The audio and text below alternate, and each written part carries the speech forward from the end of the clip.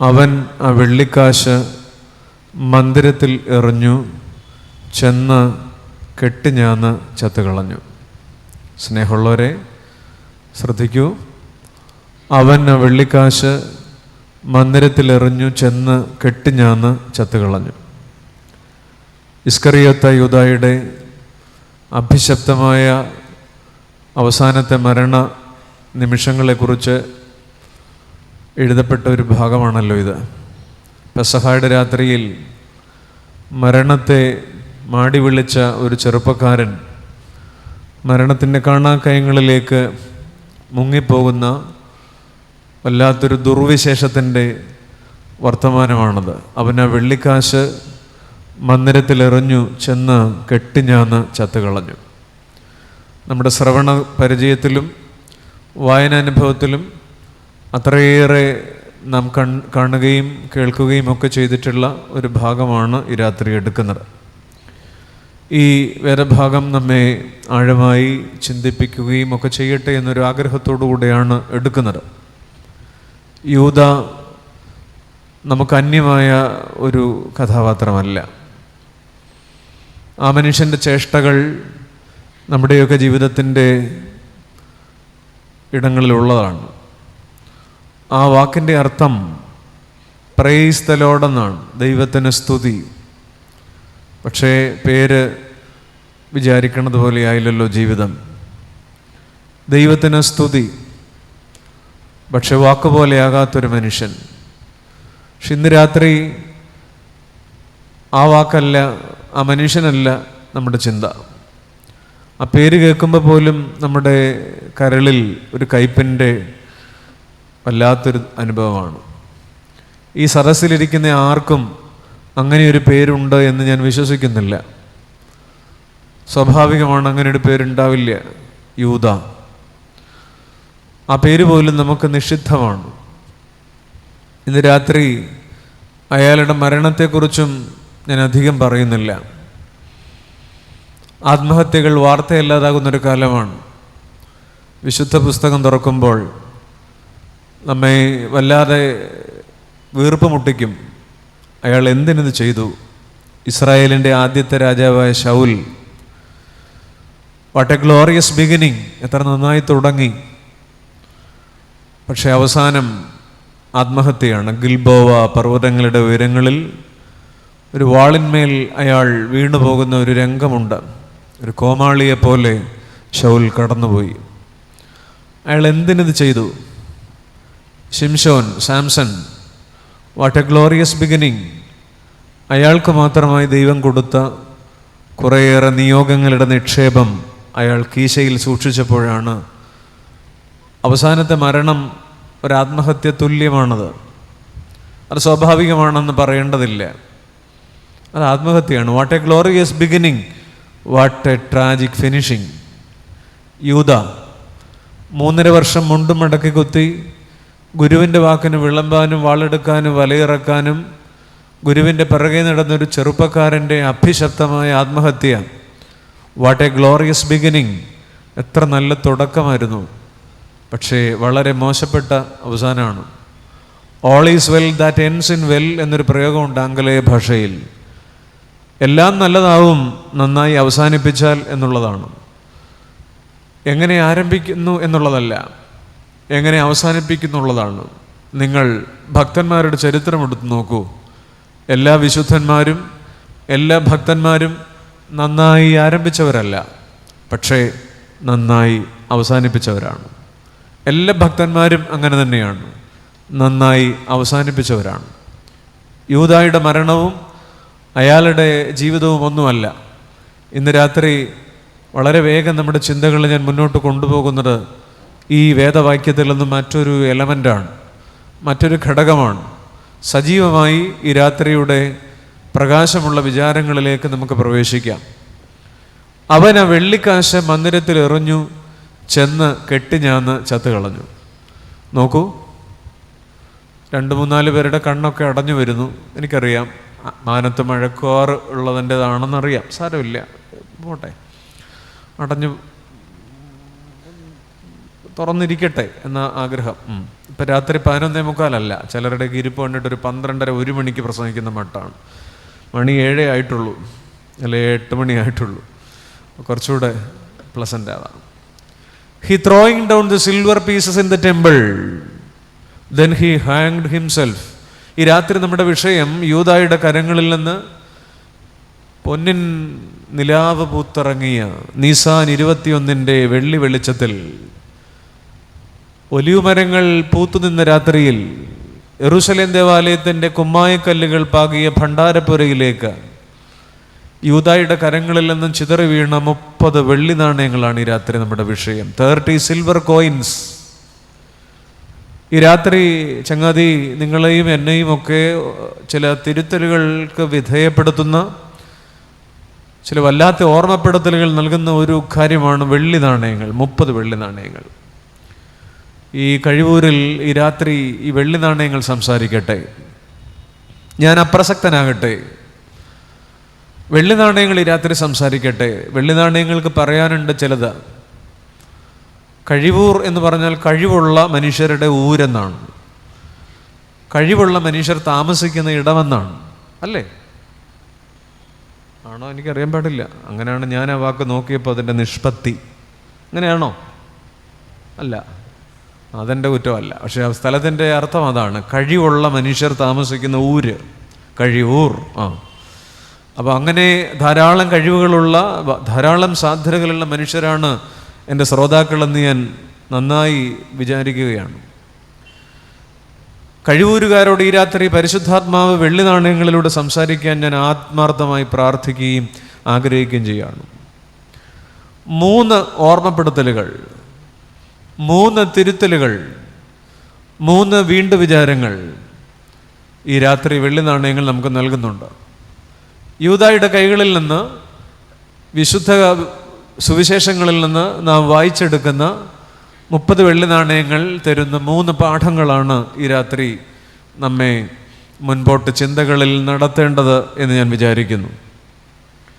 അതിലേക്ക് വളരെ വേഗം നമുക്ക് മുന്നോട്ട് പോകാം.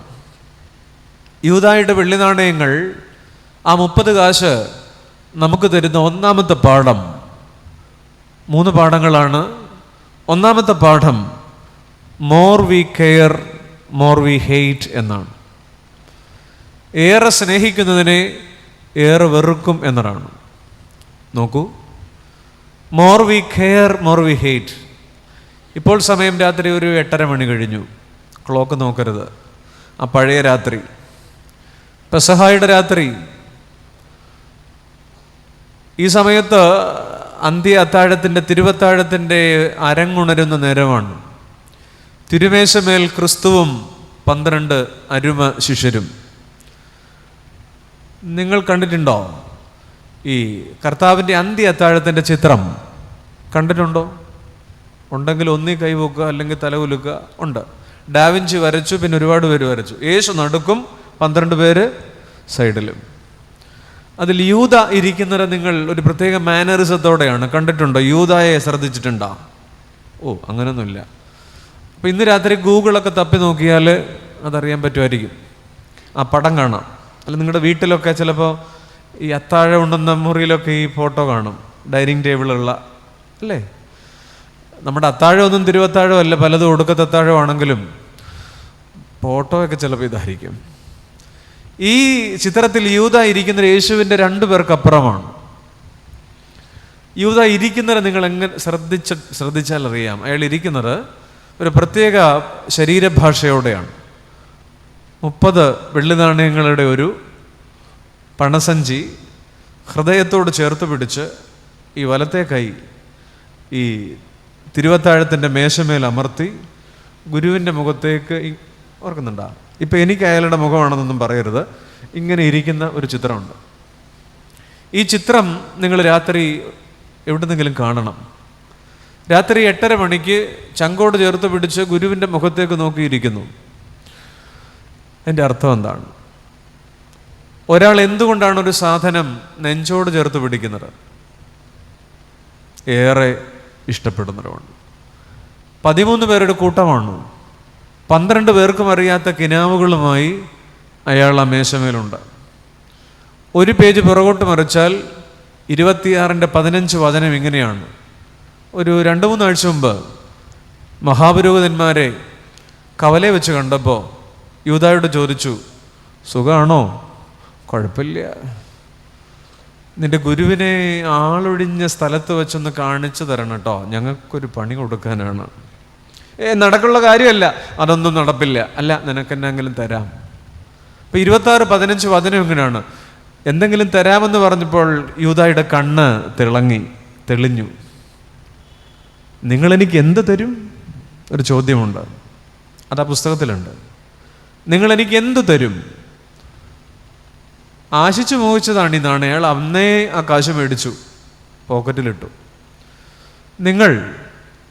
നിങ്ങളുടെ തൊട്ടടുത്തുള്ള കവലയിൽ ഇറങ്ങി നാളെ ഒരു സൂപ്പർ മാർക്കറ്റിൽ നിന്ന് ചില സാധനങ്ങളൊക്കെ വാങ്ങി നിങ്ങൾ കൗണ്ടറിൽ വരുമ്പോൾ ബില്ല് അടയ്ക്കുന്നത് എങ്ങനെയാണ്?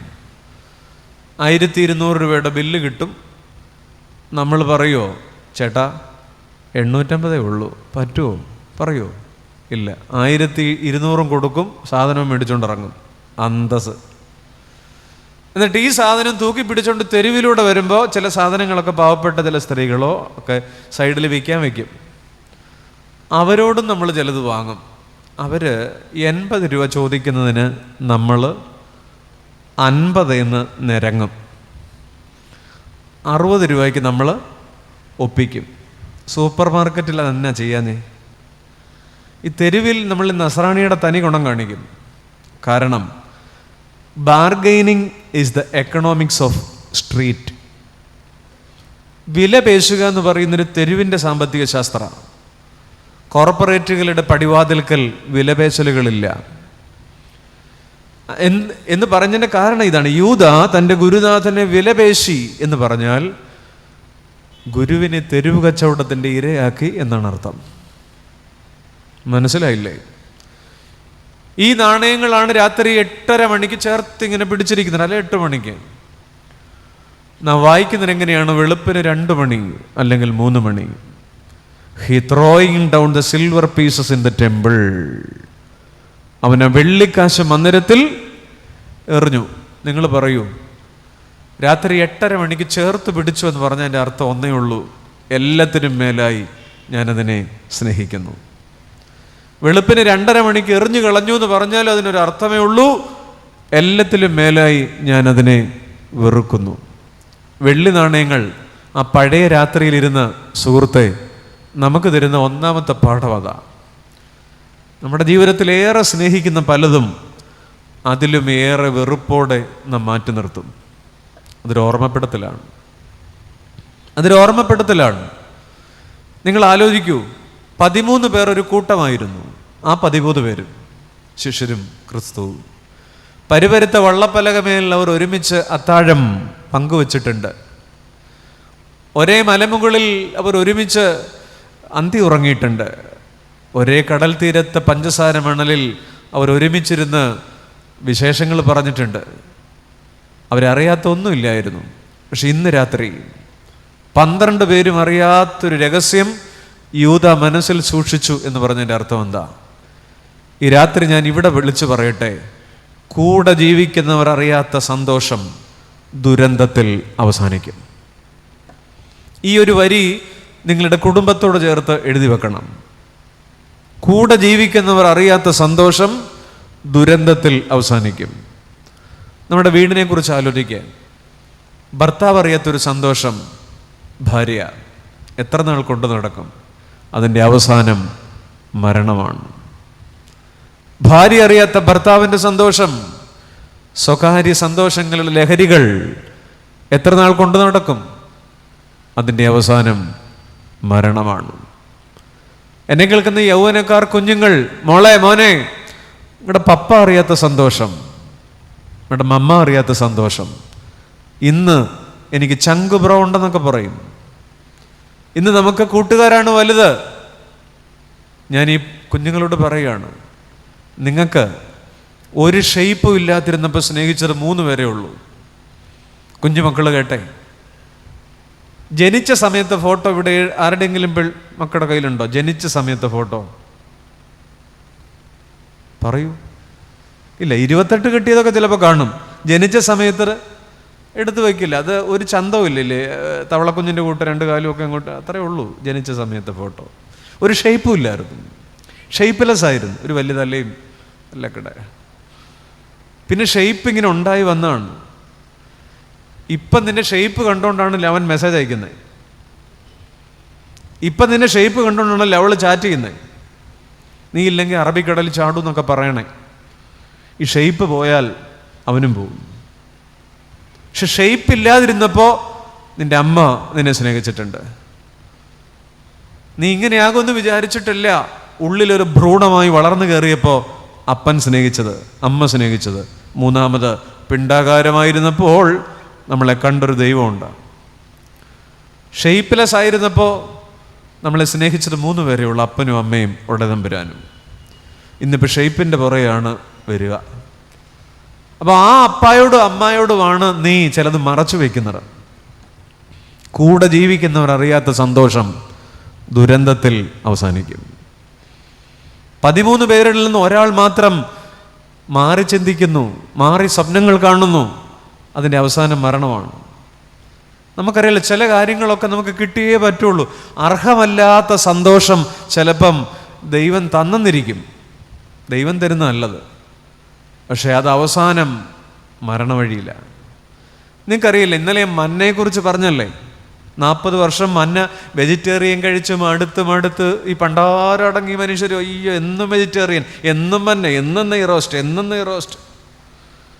അവസാനം അവർ കരയുന്നുണ്ട്, ഇറച്ചി വേണേ. എന്നിട്ട് അവർ പറയുന്നുണ്ട്, മിസ്രൈമിലെങ്ങാനും കടന്നാൽ മതിയായിരുന്നു, ബീഫിൻ്റെ ഉരുളിയുടെ അടിയിലെ ചാറെങ്കിലും കിട്ടിയാനെ, ഗ്രേവി പറയുന്നുണ്ട്. ഇറച്ചി വേണോന്ന് അങ്ങോട്ട് ഒരുപാട് ആഗ്രഹിച്ചപ്പോൾ ദൈവം അവർക്ക് സംഖ്യാപുസ്തകത്തിൽ പറയുന്നുണ്ട്, സംഖ്യ 11 അവർക്ക് കാടപ്പക്ഷിയെ കൊടുത്തു. ഇങ്ങനെ നിലത്ത് നിന്ന് 2 മുഴ ഉയരത്തിൽ കാടപ്പക്ഷി പറന്ന് നിൽക്കുകയാണ്. സൺഡേ സ്കൂൾ പിള്ളേർക്ക് പോലും പിടിക്കാത്തക്കവണ്ണം ഇഷ്ടം പോലെ പിടിച്ചു. നോമ്പ് വീടലിൻ്റെ മഹാത്മ്യം ഈസ്റ്റർ പോലെ ആയിപ്പോയി. എല്ലാവരും ഇഷ്ടം പോലെ കാടപ്പക്ഷിയെ പിടിച്ചു, പപ്പും പൂടയും പറിച്ചു, മസാല പുരട്ടി വെയിലത്ത് വെച്ച് ഉണക്കി നന്നായിട്ട് വരഞ്ഞെടുത്തു, ഫ്രൈ ചെയ്തു, ചവച്ചു. ഇറക്കാൻ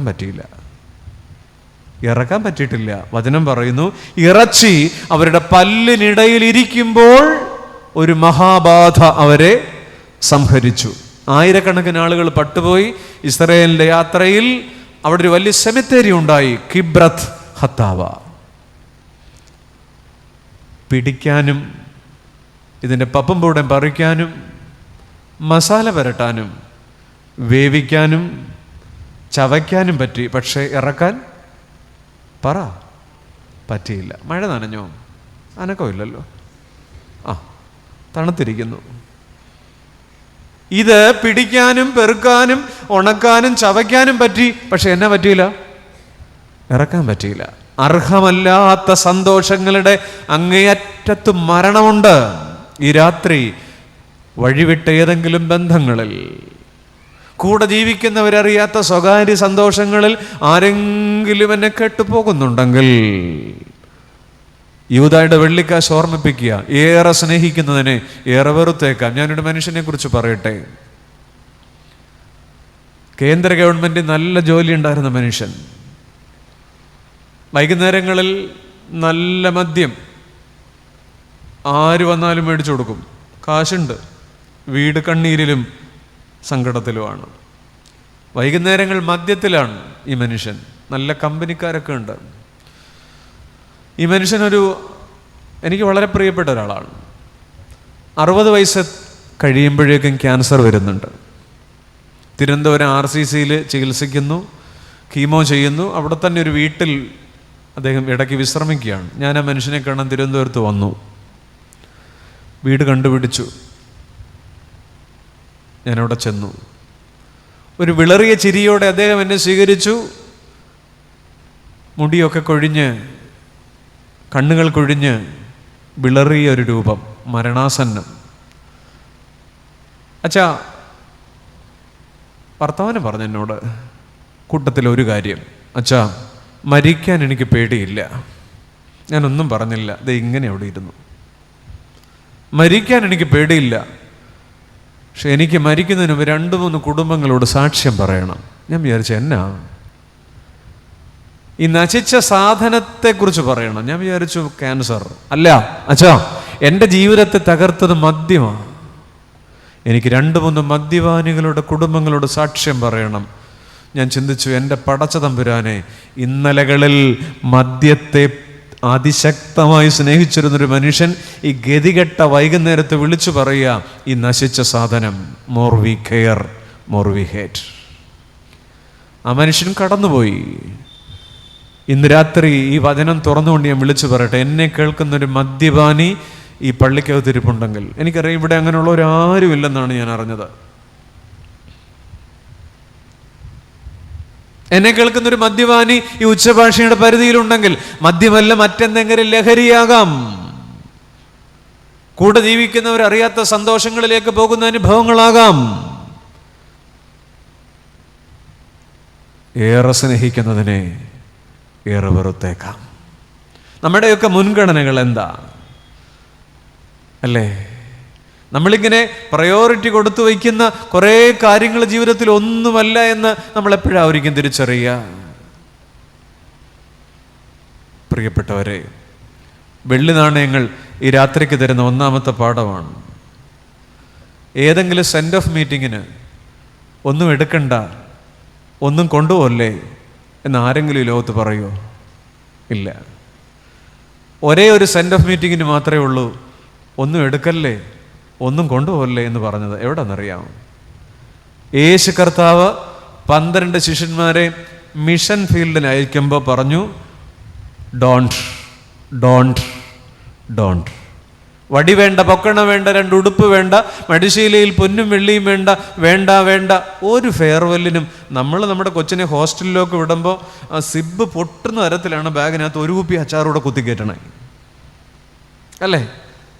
നമ്മുടെ അച്ചാനിനെ അക്കരയ്ക്ക് കാണാൻ പറത്തി വിടുകയാണെങ്കിൽ 20 കിലോ ഒരു 4 തവണ തൂക്കും. 19.5 ഉള്ളെങ്കിൽ 1 പാക്കറ്റ് ചമ്മന്തിപ്പൊടിയും കൂടെ വെക്കും. ഓരോ യാത്രയയപ്പും എന്തൊക്കെ എടുക്കണമെന്നാണ്. പക്ഷെ കർത്താവ് തൻ്റെ ശിഷ്യന്മാരെ അയച്ചപ്പോൾ പറഞ്ഞു, നോ. അതിൻ്റെ അർത്ഥം എന്താ? എന്തൊക്കെ എടുത്താലും ലൈഫ് ഈസ് നോട്ട് പെർമനന്റ്. ജീവിതം സ്ഥിരമല്ല. നമ്മുടെ ജീവിതം എന്ന് പറയുന്നത് എന്താ? വെട്ടിക്കളയുന്ന മുടിക്കും ചവിട്ടിക്കളയുന്ന പൊടിക്കും ഇടയ്ക്കുള്ളതല്ലേ? ഇത് 2 നശ്വരമല്ലേ? വെട്ടിക്കളയുന്ന മുടിക്കും ചവിട്ടിക്കളയുന്ന പൊടിക്കും ഇടയ്ക്കുള്ളതാ ജീവിതം. അല്ലെങ്കിൽ പറയും 2 അറിവില്ലായ്മകളുടെ നടുവിലുള്ളതാ ജീവിതം. എന്താ 2 അറിവില്ലായ്മ? ഒന്നാമത്തെ അറിവില്ലായ്മ, ഒരു 2 വയസ്സ് 3 വയസ്സിൽ ഒരു കുഞ്ഞിന് പറഞ്ഞു കൊടുക്കണം, മോളെ ഇതാണ് നമ്മുടെ സഭ, ഇതാണ് നമ്മുടെ തങ്കപ്പെട്ട അച്ഛൻ, ഇതാണ് നമ്മുടെ ചർച്ച്, ഇതാണ് നമ്മുടെ പഞ്ചായത്ത് ഓഫീസ്, ഇതാണ് നമ്മുടെ എല്ലാം പറഞ്ഞു കൊടുക്കണം. 3 വയസ്സ് 4 വയസ്സ്. അങ്ങനെ അറിവ് കിട്ടിയവരാ നമ്മൾ. ഇപ്പം നമ്മൾ ഇഞ്ചി കൃഷി മുതൽ ഇൻ്റർനെറ്റിനെ കുറിച്ച് വരെ അറിയാമെങ്കിലും അഭിപ്രായം പറയും, അറിയാൻ മേലെങ്കിലും അഭിപ്രായം പറയും. വലിയ പുള്ളികളാ. ചിലരുടെയൊക്കെ ഇരിപ്പ് കണ്ട നമ്മളുണ്ടായതുകൊണ്ടാണ് ഈ ഭാഗത്ത് ഭൂമി കുലുങ്ങാത്തതെന്നാ. അങ്ങനെ നിൽക്കുന്നത് അതുകൊണ്ടാന്നാ. അവസാനം ഒരു അറിവില്ലായ്മയുണ്ട്. എപ്പോഴാ? ജരാനരകൾ ബാധിച്ചൊരു കട്ടിലിൽ കിടക്കുമ്പോൾ എല്ലാവരും അറിയിച്ചോളാൻ പറയും ഡോക്ടർ. സ്വന്തം മോൻ വന്നിട്ട് നമ്മുടെ കൈ പിടിച്ച്, അപ്പച്ചൻ്റെ കൈ പിടിച്ച് കുലുക്കി ചോദിക്കും, അപ്പച്ച കണ്ണൊന്ന് തുറന്നേ. ദേ കണ്ണ് തുറന്നിട്ടുണ്ട്, ആരാനൊന്ന് പറഞ്ഞേ. രക്തബന്ധത്തെ പോലും തിരിച്ചറിയാത്തൊരു അറിവില്ലായ്മ അവസാനമുണ്ട്. ഈ 2 അറിവില്ലായ്മകളുടെ നടുവിലാണ് നമ്മൾ എന്തൊക്കെയോ ആണ് എന്ന് പറയണത്. ജീവിതം എന്താ? വെട്ടിക്കളയുന്ന മുടിക്കും ചവിട്ടിക്കളയുന്ന പൊടിക്കും ഇടയ്ക്കുള്ളതാണ്. അല്ലെങ്കിൽ 2 അറിവില്ലായ്മകളുടെ നടുവിലുള്ളതാ. മനുഷ്യനിത് അറിഞ്ഞില്ലെങ്കിൽ എന്താ? നമ്മുടെ ജീവിതം എങ്ങനെ ശൂന്യമായി പോകുന്ന ഒന്നാണ്. ഏറെ സ്നേഹിക്കുന്നതിനെ ഏറെ വെറുത്തേക്കാം. മനോഹരമായൊരു പാട്ടുണ്ടല്ലോ, നിങ്ങൾ കേട്ടിട്ടില്ലേ? എപ്പോഴാണെൻ്റെ സോദരാ മൃത്യു വരുന്നതോർക്കായിൽ എന്തു കഷ്ടമേ. കേട്ടിട്ടുണ്ടോ? ഉണ്ടെങ്കിൽ ഉണ്ടെന്ന് പറ. ഇല്ല, പഴയ പാട്ടാണ്. എപ്പോഴാണെൻ്റെ സോദരാ മൃത്യു വരുന്നതോർക്കായിൽ എന്തു കഷ്ടമേ. ഇപ്പാരിൽ നിൻ ജനങ്ങൾക്ക് തൃപ്തിയില്ലാത്ത ലോകത്തെ പോൽ ജീവിച്ചിട്ട്. മനോഹരമായ വരികൾ പഴയ ഭക്തനായൊരു മനുഷ്യൻ എഴുതി. കട്ടിൽ കിടക്കയിൽ വച്ചോ ആരാധനയ്ക്കായി പള്ളിയിൽ പോകും നേരത്തോ. എന്താ എവിടെ വെച്ചായാണ്? കള്ളം പറഞ്ഞു ചിലർ വ്യാപാര ചന്തയിലോ, കള്ളം പറഞ്ഞു ചിലർ വ്യാപാര ചന്തയിലോ, കള്ള കേസിനു പോയി കോടതി തിണ്ണയിലോ. എപ്പോഴാണെൻ്റെ സോദരാ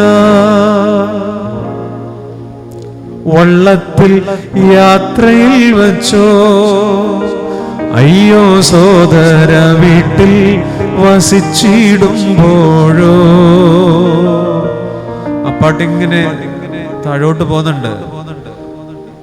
ജീവിതം ഏത് സമയം ഇങ്ങനെ എടുത്തെറിയപ്പെടാവുന്ന ഒന്നാണെന്ന്. മർത്തോമ സഭയുടെ ശവസംസ്കാര ശുശ്രൂഷയിൽ മൃതശരീരം ഇങ്ങനെ കുഴിയുടെ അടുത്ത് കൊണ്ടുവച്ചിട്ടൊരു പ്രാർത്ഥനയുണ്ട്. CSI മർത്തോമയൊക്കെ അറിയാവുന്നല്ലേ നമ്മളല്ലേ? ഇതാകുന്നു നമ്മുടെ അവസാനമെങ്കിൽ സൗന്ദര്യമുള്ളവർ തങ്ങളുടെ സൗന്ദര്യത്തിൽ പുകഴുന്നത് എന്തിന്? ഇതാകുന്നു നമ്മുടെ അവസാനമെങ്കിൽ അധികാരികൾ തങ്ങളുടെ അധികാരത്തിൽ നിഗളിക്കുന്നത് എന്തിന്? ഇതാകുന്നു നമ്മുടെ അവസാനമെങ്കിൽ യൗവനക്കാർ തങ്ങളുടെ യൗവനത്തിൽ ചാഞ്ചാടുന്നത് എന്തിന്? ഇങ്ങനെ പോവാണ്. ദൈവിക സംഗീതക്കാരനായ ദാവീദേ, നിന്റെ കിന്നരങ്ങളോടുകൂടെ നീ വന്ന് മനുഷ്യൻ താൽക്കാലികനാകുന്നുവെന്നും അവന്റെ ദിവസങ്ങൾ ആവി പോലെ മാഞ്ഞു പോകുന്നുവെന്നും ആ കിന്നരങ്ങളിൽ പാടി ഞങ്ങളെ കേൾപ്പിക്കുക.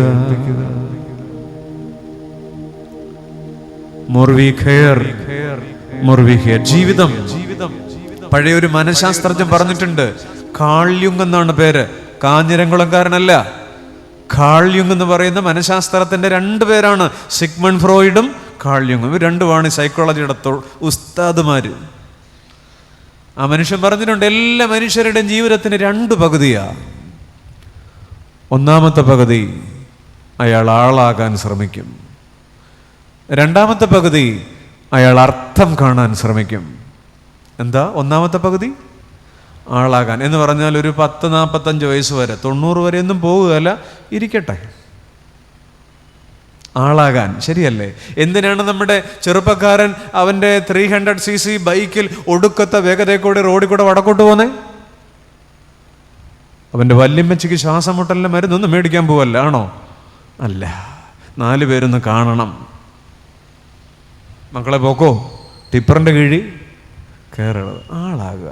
എന്തിനാണ് നമ്മുടെ പെൺകുട്ടി ഈ ക്രീം തേച്ചാൽ 3 ആഴ്ച കൊണ്ട് അടിപൊളി, ഇനി ആ ക്രീം തേച്ചാൽ 7 ആഴ്ച കൊണ്ട് അടിപൊളി? എത്ര ക്രീമാണ് നമ്മുടെ കബോർഡിൻ്റെ മുന്നിൽ, കണ്ണാട അലമാരിയുടെ മുന്നിൽ.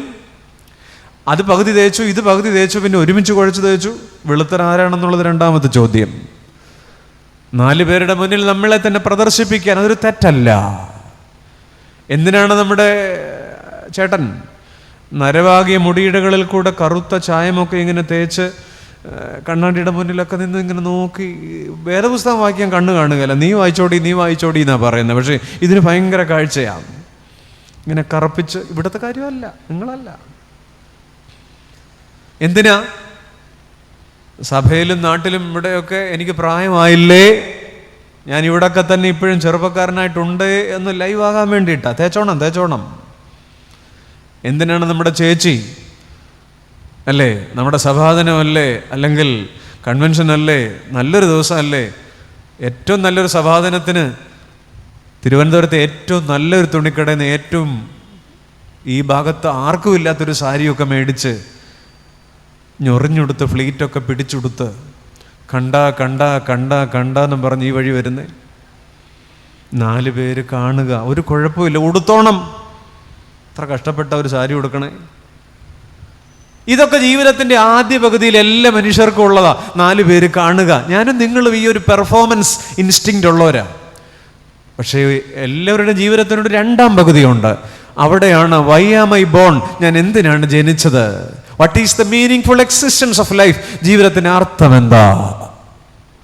പക്ഷെ നിർഭാഗ്യവശാൽ കഴിവൂര് 80ാമത്തെ വയസ്സിലും നമ്മൾ ആളാകാൻ നോക്കിക്കൊണ്ടിരിക്കുക, അർത്ഥം കാണാൻ ഒരു സെക്കൻഡ് ഹാഫ്. അപ്പം എന്നെ കേൾക്കുന്ന ഒരു 60 വയസ്സ് കഴിഞ്ഞവരൊന്ന് കേട്ടെ, നമ്മൾ കുറച്ചൊന്ന് ശാന്തമാകണ്ടേ. ഞാനിവിടെ ഒരു ചോദ്യം ചോദിച്ചോട്ടെ. നിങ്ങളുടെ വീട്ടിൽ ഈ പ്രായമാവും തോറും മൂശേട്ട കൂടി വരുവാണോ കുറഞ്ഞു വരുവാണോ? മൂശേട്ട എന്നുള്ള വാക്ക് അച്ഛ ഇവിടെ ഉണ്ടോ? ഇല്ല. ഇറിറ്റേഷൻ എന്ന് വെച്ചാൽ എല്ലാത്തിനോടും ചാടിക്കടിക്കുക, അല്ല അസ്വസ്ഥത. അച്ഛൻ കലയോരത്തൊക്കെ ഇരുന്നേ, അച്ഛൻ അറിയായിരിക്കും വാക്കൊക്കെ അല്ലേ. മൂശേട്ട, അസ്വസ്ഥത, എല്ലാത്തിനോടും ചുമ്മാ വെള്ളം. ഇവിടെ പ്രായമാവും തോറും ആ അനുഭവം കൂടി വരുവാണോ കുറഞ്ഞു വരുവാണോ? ഉറക്കെ പറ. മരുമക്കൾ കോറസായിട്ട് പറഞ്ഞു കൂടി വരുവാ അച്ചോ, കൂടി വരുവാ. അപ്പം ഇവിടെ ഒരു 70-75 വയസ്സ് കഴിഞ്ഞ ചേട്ടത്തി ഒന്ന് കേട്ടെ, നമ്മളിങ്ങനെ ജീവിതത്തിൻ്റെ ഒരു സായാഹ്നത്തിലാണ്.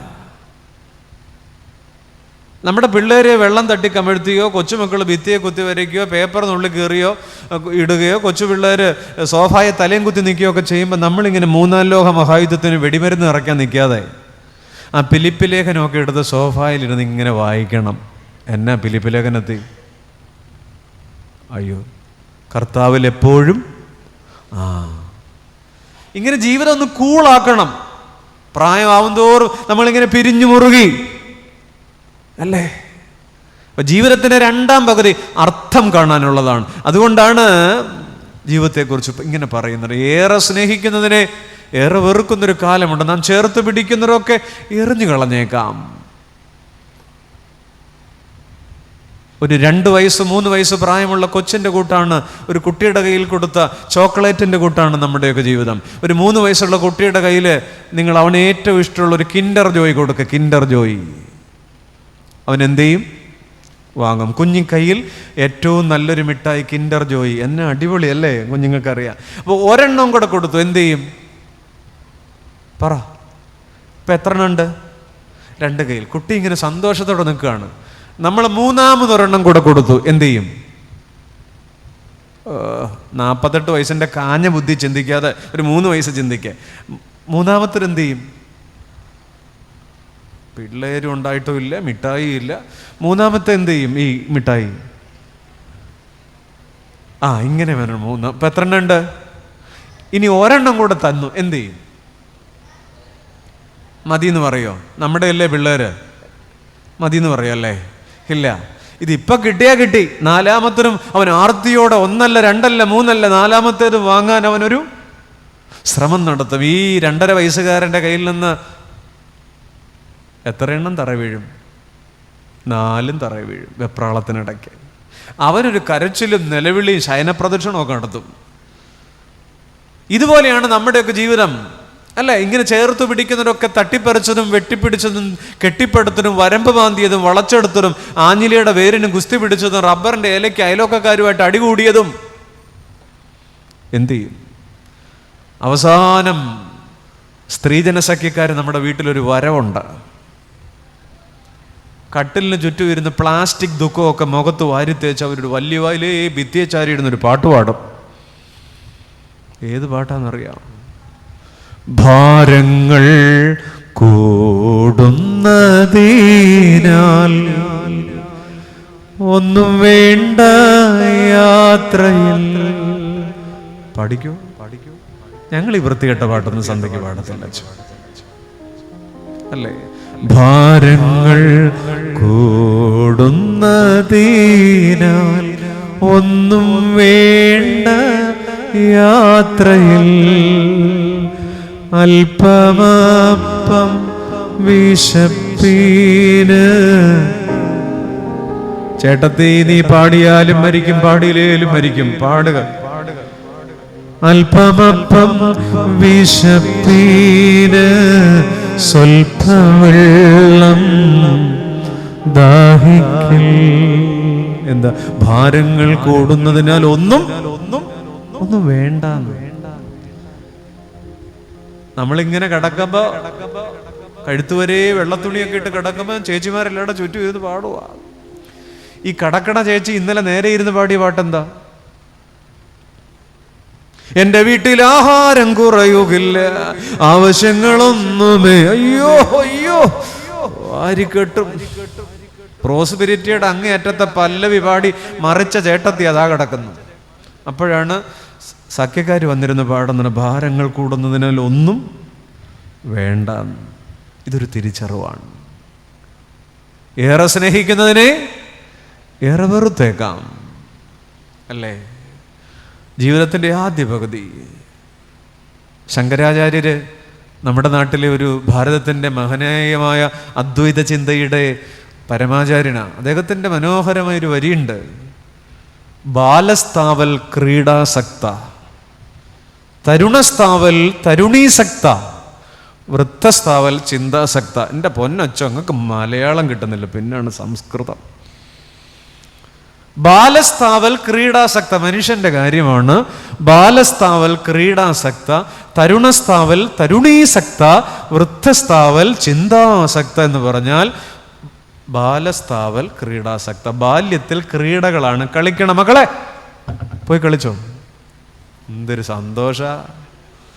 ക്രീഡകളാണ് താല്പര്യം ബാല്യത്തിൽ.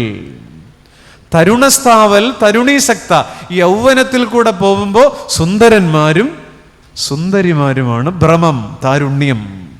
വൃദ്ധസ്ഥാവൽ ചിന്താസക്ത, വൃദ്ധതയിലേക്ക് പോകുമ്പോ വൈ ആം ഐ ബോൺ, ഞാൻ എന്തിനാണ് ജനിച്ചത്? ഈ ജീവിതത്തിന്റെ അർത്ഥം എന്താ? സുവിശേഷം ഒരാളെ മാത്രമേ മൂഢ എന്ന് വിളിച്ചിട്ടുള്ളൂ. വിശുദ്ധ ലൂക്കോസ് 12:20, മൂഢ, തിന്നുക കുടിക്കുക ആനന്ദിക്കുക, പിന്നെയും തിന്നുക കുടിക്കുക. പിന്നെ സ്വർഗം വിളിച്ചു, എടാ പോട്ട മൂഢ, ഈ രാത്രിയിൽ ഞാൻ നിന്റെ പ്രാണനെ. ആ മനുഷ്യനെ മൂഢാന്ന് വിളിച്ചത് എന്തിനായിരിക്കും? ഒറ്റ കാര്യമുള്ളൂ, അയാൾ കല്ലറയ്ക്കിപ്പുറം ഡിസൈൻ ചെയ്തു, കല്ലറയ്ക്കപ്പുറം ഡിസൈൻ ചെയ്തില്ല. നമ്മളൊക്കെ കല്ലറയ്ക്കിപ്പുറം ഡിസൈൻ ചെയ്യും, തിന്നുക കുടിക്കുക, കല്ലറയ്ക്കിപ്പുറം ഡിസൈൻ ചെയ്തു. ഭക്തരായ മനുഷ്യർ വരാനിരിക്കുന്ന ഒരു ജീവിതത്തെക്കുറിച്ച് ധ്യാനിച്ചേക്കാം. കല്ലറയ്ക്കപ്പുറം ഡിസൈൻ ചെയ്യാത്തത് കൊണ്ടാണ് ഇന്ന് ഞാൻ നിന്റെ പ്രാണനെ ചോദിച്ചാൽ, അല്ലേ, നീ കൂട്ടിവെച്ചത്. ഒരുവൻ സർവ്വലോകവും നേടിയാലും അവൻ തൻ്റെ ഡാഷ് നഷ്ടപ്പെടുത്തിയാൽ എന്താ? ആധാർ കാർഡോ? ആത്മാവിനെ. ഞാൻ എവിടെയോ ഇങ്ങനെ പറഞ്ഞിട്ട് ഈ ഡാഷ് പറഞ്ഞിട്ട് പറഞ്ഞപ്പം മുന്നിൽ ഇരുന്നൊരു കുട്ടി പറഞ്ഞു ആധാർ കാർഡ്. ശരിയാണ്, ആധാർ പോയതാ സകലം പോയില്ലേ? സർവ്വലോകം നേടിയാലും ആധാർ പോയില്ലേ? ഏറെ സ്നേഹിക്കുന്നതിനെ ഏറെ വെറുത്തേക്കാം. ജീവിതത്തിൽ more we care more we hate. എല്ലാ ദിവസവും നമ്മളോട് തന്നെ ചോദിക്കേണ്ട ഒരു ചോദ്യമല്ലേ, ഇന്ന് ഞാൻ മാറ്റപ്പെട്ടാൽ എൻ്റെ നിത്യത എവിടെ? കൂടെ ജീവിക്കുന്നവർ പോലും അറിയാത്ത സന്തോഷവുമായി യൂദാ നടക്കുകയാണ്. നിങ്ങൾക്കറിയാലോ, ദാവീദ് ഇത്തിരി വശപ്പശകൊക്കെ ഉണ്ടായിരുന്നു ഇടയ്ക്ക്. ആള് നല്ല പാർട്ടിയായിരുന്നു. പക്ഷേ ഊരിയാവിനോട് ചെയ്ത തെറ്റൊക്കെ അറിയില്ലേ?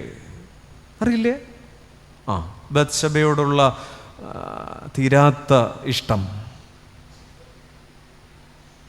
ഒരു തെറ്റിനെ ഒത്തിരി തെറ്റുകൊണ്ട് ശരിയാക്കാൻ ശ്രമിച്ചയാളാണ് ദാവീദ്.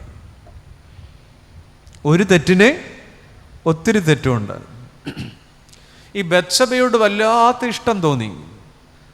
അതെപ്പോഴാ തോന്നി? എപ്പോഴാലെന്നാ? സ്വന്തം സൈന്യം യുദ്ധമുഖത്താണ്. കൊട്ടാരത്തിൽ ഇഷ്ടം പോലെ ഫയൽ നോക്കാൻ രാജാവിനുണ്ട്. മേശപ്പുറത്ത് ഫയലിങ്ങനെ കെട്ടുകെട്ടിയിരിക്കുക. പക്ഷെ ദാവീദ് ഉച്ചയ്ക്ക് വയറ് നിറച്ച് ബിരിയാണി കഴിച്ചു. ഇനി ഇതിനകത്ത് എവിടെ ബിരിയാണി നിന്ന് നോക്കരുത്, ഇപ്പം ഇന്ന് അങ്ങനെ കേട്ടാൽ മതി. എന്നിട്ട് കയറി കിടന്ന് ഉറങ്ങി. വചനം പറയുന്നത് എങ്ങനെയാണ്? സന്ധ്യയാകാറായപ്പോൾ, 2 ശമൂവേൽ 11-ാം അധ്യായമാണ്. സന്ധ്യയാകാറായപ്പോൾ ദാവീദ് മെത്തമേൽ നിന്ന് എഴുന്നേറ്റു, മട്ടുപ്പാവിൽ ഉലാവിക്കൊണ്ടിരുന്നു. എനിക്ക് ആ വാക്കങ്ങ് ഇഷ്ടപ്പെട്ടു. ഈ ഉലാവുക എന്ന് പറഞ്ഞാൽ എന്താ? ഒരു പണിയില്ലാത്തവൻ്റെ പണിയാണ്. ഞാൻ ഇപ്പം പറയാതെ ഉലാവിക്കൊണ്ടിരുന്നപ്പോഴാണ് കൊട്ടാരത്തിൻ്റെ മതിൽക്കെട്ടിനപ്പുറത്ത് മേൽമൂടിയില്ലാത്തൊരു വാഷ്റൂമിൽ നമ്മുടെ സുന്ദരിയായ ബത്ശബയുടെ സ്നാനം. അവൾ കുളിക്കണമെന്ന് ആര് കണ്ടു? ദാവീദ് കണ്ടത്. പിന്നെ എല്ലാം നിങ്ങൾക്കറിയാവുന്നതാണ്. ദാവീദ് ചെയ്ത തെറ്റെന്താ? നേരെ സന്ധ്യ വരെ കയറിക്കിടന്നുറങ്ങരുത് എന്നുള്ളത് 1ാമത്തെ പാഠം. പോട്ടെ, ഈ സൈന്യം യുദ്ധമുഖത്തിരിക്കുമ്പോൾ വേകുമ്പോൾ ഈ മനുഷ്യൻ മട്ടുപ്പാവിൽ ഉലാവുക, കാറ്റ് കൊള്ളാൻ. ഒരു പണിയില്ലാത്തവൻ്റെ പണിയാണ്. നമ്മളും ഇന്ന് ഇങ്ങനെയാണ്. അന്നേരമാണ് ഈ വേണ്ടാത്ത കാഴ്ച കണ്ടത്. നമ്മളും ഇന്ന് ഉലാവുന്നത് ഒരു പണിയില്ലാത്തവൻ ഇങ്ങനെ ഉലാവുകയാണത്. കിഴക്കോട്ടും വടക്കോട്ടും ഉലാവുകയാണ്. ഒരു പരിചയമില്ലെങ്കിലും ഒരു ലൈക്ക്, ഒരു പരിചയമില്ലെങ്കിലും അവൾക്കൊരു ഫ്രണ്ട് റിക്വസ്റ്റ്. എങ്ങാണ്ടുകൂടെ കണ്ടത്, ഒരു ഫോട്ടോ കണ്ടതേ ഉള്ളൂ, കടക്കട്ടെ ഫ്രണ്ട് റിക്വസ്റ്റ്. അങ്ങനെ ഉലാവുകയാണ്. ദാവീദ് ഉലാവിക്കൊണ്ടിരുന്ന കാറ്റ് കൊള്ളാൻ. എൻ്റെ പ്രിയപ്പെട്ട ഭർത്താക്കന്മാരെ, എൻ്റെ പ്രിയപ്പെട്ട ഭാര്യമാരെ, എല്ലാ കാറ്റും എല്ലാവർക്കും പറ്റിയതല്ല. എല്ലാ കാറ്റും എല്ലാവർക്കും പറ്റിയതല്ല. ആ കാറ്റ് കൊള്ളാൻ പോയതാ കുഴപ്പമായി പോയത്. ഇന്ന് കേരളത്തിൽ നടക്കുന്ന വിവാഹമോചനങ്ങളിൽ 69% വിവാഹമോചനങ്ങളുടെ കാരണം സ്മാർട്ട് ഫോണാണ്. എന്ന് പറഞ്ഞാൽ ഉലാവ് കാണും. പണ്ടങ്ങാണ്ട് കൂടെ പഠിച്ച ഷീജയെ സണ്ണി, ഇന്ന് പേരിപ്പോൾ അങ്ങനെ ഇരുന്നോട്ടെ, അലുമിനി മീറ്റിങ്ങിന് പോയപ്പോൾ കണ്ടു. ഷീജ ഇപ്പം എവിടെയാണ്? ഓ 10ാം ക്ലാസ്സിൽ 98 കഴിഞ്ഞിട്ട് പിന്നെ കണ്ടിട്ടേ ഇല്ല. ഓ ഷീജ, ഞാനിവിടെയാണ്. കല്യാണം കഴിഞ്ഞു. പിള്ളേർ 2 ഉണ്ട്. നമ്പർ തരണം കേട്ടോ. അന്ന് ഇവർ തമ്മിൽ ചെറിയൊരു അടുപ്പം ഉണ്ടായിരുന്നു, നടക്കാതെ പോയി. പിന്നെ വെറുതെ ഒരു നമ്പരൊക്കെ മേടിച്ചു വെച്ചു. പിന്നെ ഇടയ്ക്കൊരു മെസ്സേജ്, സണ്ണിക്കൊരു ഇളക്കം. അടുത്ത കാലത്തൊരു നിരീക്ഷണം ഉണ്ടായിരുന്നു, അലൂമിനി അസോസിയേഷനുകൾ വിവാഹമോചനങ്ങൾക്ക് കാരണമാകുന്നു. പഴയ ചില ഇഷ്ടങ്ങളെയൊക്കെ പൊടി തട്ടിയെടുക്കുന്നു. നിങ്ങളുടെ ഈ നോട്ടം കണ്ടാൽ തോന്നും അങ്ങനെയുണ്ടോ ചോ? അഭിനയിക്കരുതൊരെണ്ണം. എല്ലായിടത്തും ഇതൊക്കെ നടക്കുന്നതാണ്. കേരളത്തിൽ 69% വിവാഹമോചനങ്ങളുടെ കാരണം സ്മാർട്ട് ഫോണാണ്. നിങ്ങൾ വിചാരിക്കും തിരുവനന്തപുരം ജില്ല മുന്നിലാണ്, വയനാടാ പുറകിൽ, എറണാകുളം ഉണ്ട്, കൊല്ലം 2ാമതുണ്ട്, അതിൻ്റെ തൊട്ട് പുറകെ നമ്മളും ഉണ്ട്. അപ്പം ജീവിതത്തിൽ നമ്മൾ പഠിക്കേണ്ട ചില പാഠങ്ങളുണ്ട്. ഈ ദാവീദുണ്ടല്ലോ, 2 ശമൂവേൽ 11 നിന്ന് അതിൻ്റെ അവസാനം 24-ാം അധ്യായം എത്തും. 1 രാജാക്കന്മാരെത്തുമ്പോൾ ദാവീദിന് നല്ല പ്രായമായി, വയ്യാണ്ട് കിടക്കാണ്. ഒരു ഉഷാറൊന്നുമില്ല നമ്മുടെ രാജാവിന്, ദാവീദിന്. കൊട്ടാരത്തിലുള്ളവരൊക്കെ ഒന്നും കഴിക്കുന്നില്ല, പുള്ളി ക്ഷീണം. അപ്പോൾ എല്ലാവരും ഇവിടെയൊക്കെ ചോദിച്ചു, നമ്മുടെ രാജാവിനെ ഒന്ന് ഉഷാറൊക്കെ ആയിട്ട് ഇരുത്താൻ എന്നാ വഴി? അപ്പോൾ അവർ തമ്മി പറഞ്ഞു, ആയ കാലത്ത് നമ്മുടെ രാജാവിന് നല്ല പെൺപിള്ളേരെയൊക്കെ കണ്ട ഒരു ഇഷ്ടമൊക്കെ ഉണ്ടായിരുന്നു. അങ്ങനെ ആരെങ്കിലുമൊക്കെ പരിചാരികമാരുണ്ടെന്നല്ല, അങ്ങനെ അന്ന് മിസ് ഇസ്രായേലിനെ തപ്പാം. ഞാൻ എൻ്റെ കയ്യിൽ നിന്നിട്ടൊന്നും പറയുന്നില്ല, ഈ പുസ്തകത്തിൽ നിന്നാണ് പറയുന്നത്. മിസ് ഇസ്രായേലിനെ തപ്പി കിട്ടി ശൂനേംകാരത്തി അബീശഗ്. അവളാണ് ഇസ്രായേലിലെ ഏറ്റവും വലിയ സുന്ദരി. അവൾ വന്നു ദാവീദ് രാജാവിൻ്റെ അടുത്ത് ആ സ്റ്റൂളിലിരുന്നു, തിരിഞ്ഞിരുന്നു, മറിഞ്ഞിരുന്നു. അവിടെ ഇരുന്ന് രാജാവിനോട് സംസാരിക്കാൻ ശ്രമിച്ചു. നമ്മുടെ രാജാവിന് പ്രത്യേകിച്ച് ഒരു സന്തോഷമില്ല. ശൂനേംകാരത്തി അബീശഗല്ല, ഇനി മിസ് വേൾഡ് വന്നാലും ദാവീദിന് അനക്കമില്ല. എല്ലാ ദാവീദുമാരുടെയും കാര്യം ഇതാ. ജീവിതത്തിൻ്റെ ആദ്യ പകുതിയിൽ ബത്ശബമാരുടെ പിറകെ പോയേക്കാം, ഞാൻ വളരെ പച്ചയ്ക്ക് പറയുക. എന്നാൽ ജീവിതത്തിൻ്റെ ഒരു ഘട്ടം കഴിയുമ്പോൾ ഏത് അഭിഷേകം വന്നാലും വീണു പോകത്തില്ല. ഇതൊരു തിരിച്ചറിവാ. വെള്ളി നാണയങ്ങൾ ഓർമ്മിപ്പിക്കുന്ന ഒന്നാമത്തെ പാഠം ഇതാ. ഒത്തിരി സ്നേഹിക്കുന്ന ഒരു കാലമുണ്ട്, അതിനെ തന്നെ ഒത്തിരി വെറുക്കുന്ന കാലമുണ്ട്. ആ നിലപാടുകളെ നമുക്ക് രണ്ടാമത്തെ ചിന്തയിലേക്ക് പോകാം. വെള്ളി നാണയങ്ങൾ നമ്മളെ ഓർമ്മിപ്പിക്കുന്ന രണ്ടാമത്തെ പാഠം, ഒന്ന്, ഏറെ സ്നേഹിക്കുന്നതിനെ ഏറെ വെറുത്തേക്കാം. രണ്ട്, ടൈം ഓഫ് മിസ്കാൽക്കുലേഷൻസ് എന്നാണ്. കണക്കുകൾ പിഴയ്ക്കുന്ന ഒരു കാലമുണ്ട്. നിങ്ങൾ പറയൂ, യേശുവിൻ്റെ ശിഷ്യന്മാരിൽ മാത്തമാറ്റിക്സിന് ഏറ്റവും കൂടുതൽ മാർക്ക് കിട്ടിയ ആർക്കാണെന്നറിയാം? ഓട്ടം ചോദ്യം ചോദിക്കാതെ അച്ഛൻ. എക്കണോമിക്സിന് ഏറ്റവും കൂടുതൽ മാർക്ക് കിട്ടിയ ആർക്കാണെന്നറിയാം? 2 പേർക്ക്. ഒന്ന്, ചുങ്കക്കാരൻ മത്തായി, പുള്ളി ടാക്സ് കളക്ടറാ, പഴയ എംകോംകാരനാ. രണ്ടാമത്തെ ആള് യൂദ, 50-ൽ 48. എക്കണോമിക്സ് പറഞ്ഞാൽ, കണക്ക് പറഞ്ഞാൽ കർത്താവ് ആരുടെയിലും കൊടുക്കാത്ത വൗച്ചറും പാസ്ബുക്കും ലെഡ്ജറും റെസിപ്റ്റ് ബുക്കും ആരുടെയിലാണ് കൊടുത്തേ? യൂദായുടെ കയ്യിലാണ്. സുവിശേഷം ഒറ്റ വാക്കാ പറയുന്നത്, പണസഞ്ചി അവൻ്റെ കയ്യിലാണ്. എക്കണോമിക്സിൻ്റെ കാര്യം പറഞ്ഞാൽ നമ്മുടെ മറിയപ്പെണ്ണ് 1 കുപ്പി സ്വച്ഛജടമാംസി തൈലം പൊട്ടിച്ചൊഴിച്ചപ്പോൾ വാതിക്കൽ തൂണും ചാരി നിൽക്കുമായിരുന്നു. ആര്? യൂദ. ആഞ്ഞു മണത്തിട്ട് പറഞ്ഞു, ഇത് 300 വെള്ളിക്കാശ്. മണം കിട്ടിയ വില പറയുന്ന ആളായിരുന്നു. ആര്? യൂദ. അത്ര എക്കണോമിക്സാ. അപ്പൊ ഏറ്റവും കൂടുതൽ കണക്കും എക്കണോമിക്സും ഒക്കെ അറിയാവുന്ന യൂദ, പക്ഷെ അയാളുടെ കണക്ക് മുഴുവൻ പിഴച്ചുപോയി. ഗുരുനാഥൻ കൈവിലങ്ങുകളാൽ ബന്ധിക്കപ്പെട്ടത് കണ്ടപ്പോ, തൻ്റെ അരുമനാഥൻ തുപ്പലേൽക്കപ്പെടുന്നത് കണ്ടപ്പോ, തൻ്റെ അരുമനാഥൻ ചാട്ടവാറേൽക്കപ്പെടുന്നത് കണ്ടപ്പോ കണക്കെല്ലാം പാളിപ്പോയി. ഞാൻ പറയട്ടെ, ഈ കാലം പ്രൊഫഷണൽസിൻ്റെ കാലമാണ്. നമ്മുടെ മക്കളൊക്കെ മിടുക്കരാണ് മാത്തമാറ്റിക്സിലും എക്കണോമിക്സിലും ജീവിതത്തിൻ്റെ സർവ്വമേഖലകളിലും. പക്ഷെ ജീവിക്കാൻ ജീവിതത്തിൻ്റെ കെമിസ്ട്രി നമ്മുടെ കുഞ്ഞുങ്ങൾക്ക് അറിയത്തില്ല. യൂദ ആ വെള്ളി നാണയങ്ങൾ നമ്മെ ഓർമ്മിപ്പിക്കുക, കണക്കുകൾ പിഴച്ചേക്കാം. ഞാൻ ചില ചോദ്യങ്ങൾ ചോദിച്ചോട്ടെ, യെസ് ഓർ നോ എന്ന് പറയാവൂ.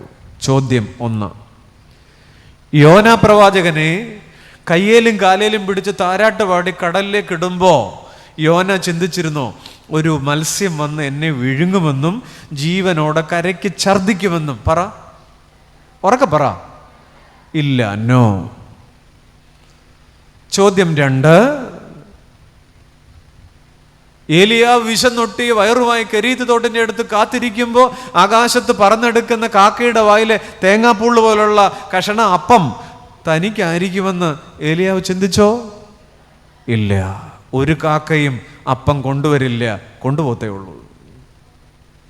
ചോദ്യം 3, ദാനിയേലിനെ സിംഹക്കുഴിയിലേക്ക് വലിച്ചെറിയുമ്പോൾ വിശന്നു വലിഞ്ഞ സിംഹങ്ങളുടെ കൂട്ടിലേക്ക് ഒരു ചെറുപ്പക്കാരൻ കിളുന്തു പയ്യന്റെ മാംസം വീഴാൻ പോവാണ്.